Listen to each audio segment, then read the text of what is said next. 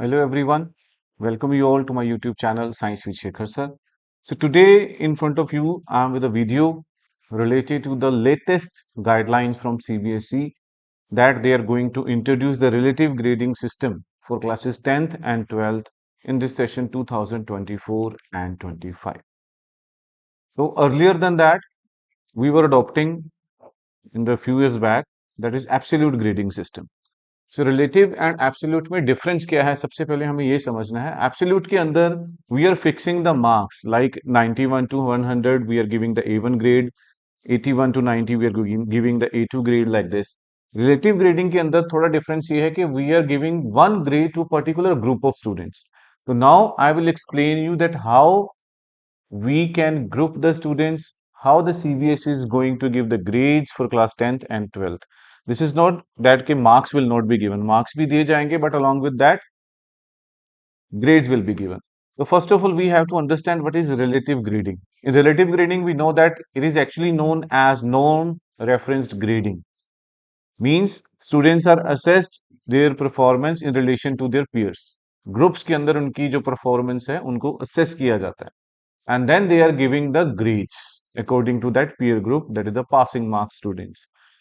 तो इसके जो characteristics हैं that is distribution based. इसमें क्या होगा डिस्ट्रीब्यूशन में कि जो ग्रेड्स हैं वो होंगे डिस्ट्रीब्यूशन ऑफ स्कोर्स को एलोकेटेड होंगे फॉर एग्जांपल जो टॉप 10% है माइट रिसीव ए ग्रेड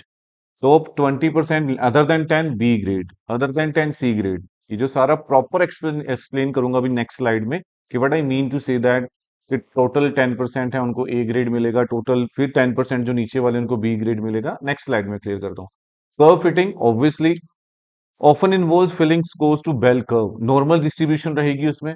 और ये इंश्योर करेगा कि जो प्रोपोर्शन ऑफ स्टूडेंट्स है वो हर कैटेगरी के अंदर ईच कैटेगरी के अंदर ग्रेड कैटेगरी में आए ईयर कंपैरिजन रहेगा students are compared against each other तो प्रॉपर एक ग्रुप ऑफ स्टूडेंट्स होगा जिनको एक ही ग्रेड मिलेगा then they will be compared और जो परफॉर्मेंस होगी क्लासमेट्स की they can significantly impact individual grades कि that is a very important point suppose the child is getting 93 marks okay उसके बाद जो मार्क्स हैं वो 80 हैं तो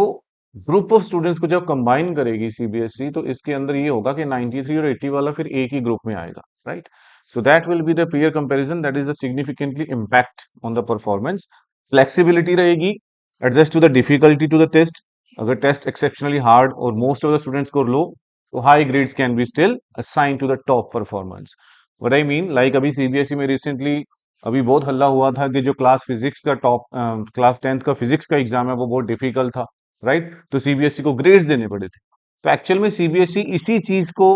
कम करने की कोशिश में है कि अगर कोई पेपर आउट ऑफ सिलेबस या बच्चों के लिए बहुत डिफिकल्ट लेवल हो जाता है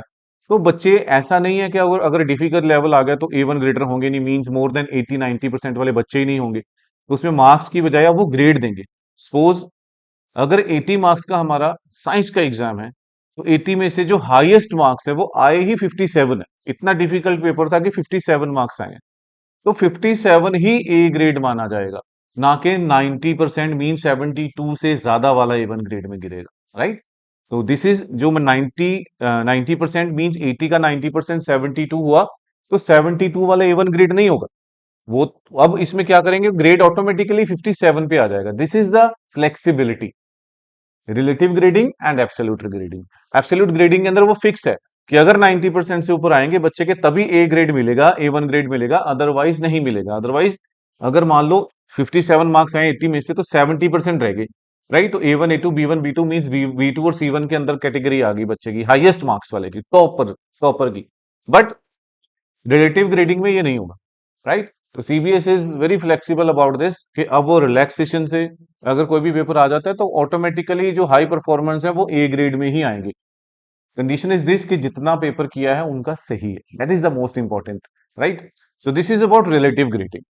as I was telling you that how to CBSE is going to do this. So as now you can see on the screen A1, A2, B1, B2, C1, C2, D1, D2 and E. तो इसमें क्या होगा जितने भी बच्चों ने exam दिया है तो उसमें से जो टॉप स्टूडेंट्स होंगे टॉप उसका जो 1/8 पासिंग स्टूडेंट्स होंगे कैंडिडेट्स तो उसका जो 1/8 पार्ट होगा वो सारे A1 कैटेगरी में आएंगे, A1 ग्रेड में आएंगे। व्हाट आई मीन, अगर मान लीजिए 8000 बच्चे हैं जो पास हुए, राइट, 8000 बच्चे जो पास हुए, तो उनमें से जो टॉप 1/8 होंगे, टॉप 1/8 मीन्स टॉप 1000 बच्चे, 8000 में से 1/8 कितना हुआ, 1000,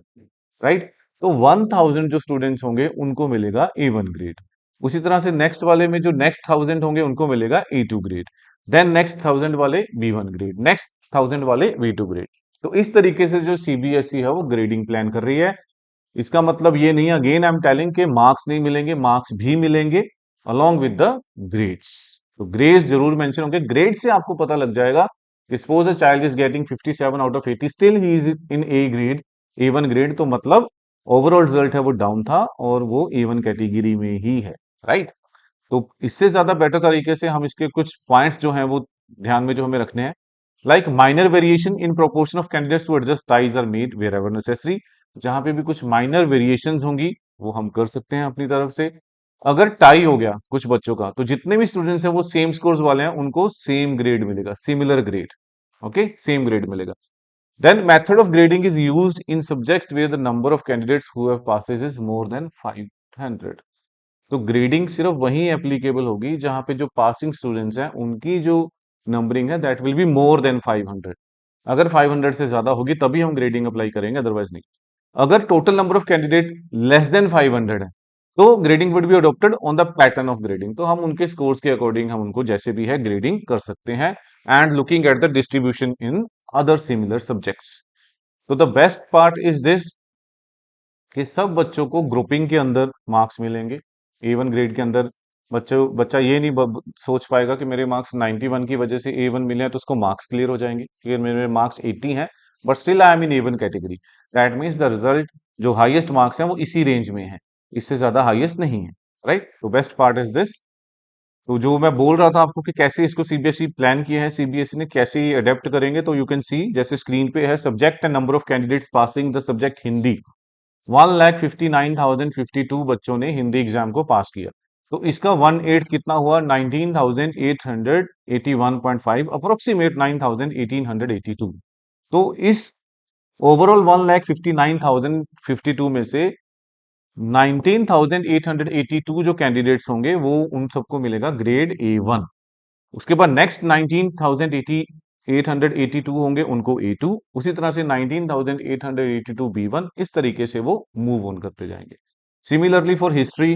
1/8 निकालना है, मतलब सीबीएसई अब देखेगी कि टोटल पासिंग स्टूडेंट्स कितने हैं, तो उसका 1/8 कितना होगा, उस ग्रुप ऑफ स्टूडेंट्स को एक ही ग्रेड में रखा जाएगा, एक ही कैटेगरी दी जाएगी। देन सेकंड ग्रुप को सेकंड कैटेगरी में रखा जाएगा, थर्ड वाले को थर्ड कैटेगरी में रखा जाएगा, okay. Apart from this, in the relative grading system adopted by the board, other candidate obtaining identical marks in any two subjects may not get the same grade in those two subjects. मतलब अगर बच्चे के 93 94 आए तो हो सकता है उसका सेम ग्रेड ना हो, किसी में पासिंग परसेंटेज ज्यादा हो सकती है, और ग्रेड वेरी करेंगे, will be based on the number of candidate passing the subjects and there relative scores. Suppose a child is getting 97 in physics, 91 in chemistry. According to absolute grading system, he must fall in the A1 category. But according to relative grading system, हो सकता है 97 में तो वो A1 में आ जाए physics में, but 91 जो है केमिस्ट्री में, उसमें ग्रुप ऑफ स्टूडेंट ज्यादा थे तो उसमें वो A1 A2 में आ जाए। तो this is the meaning that के वेरिएशन उसके ग्रेड्स में हो सकते हैं, इन स्पाइट ऑफ मार्क्स उसके ऑलमोस्ट सेम हो, but grading may vary as per the number of candidates, number of students passing in that particular exam. So let's see what is going to happen in the end of the session when the CBSE is adopting this relative grading system. I hope everyone have understood. And for latest updates of CBSE, please don't forget to subscribe, like, and share my YouTube channel, Science with Shekhar Sir. Thank you so much.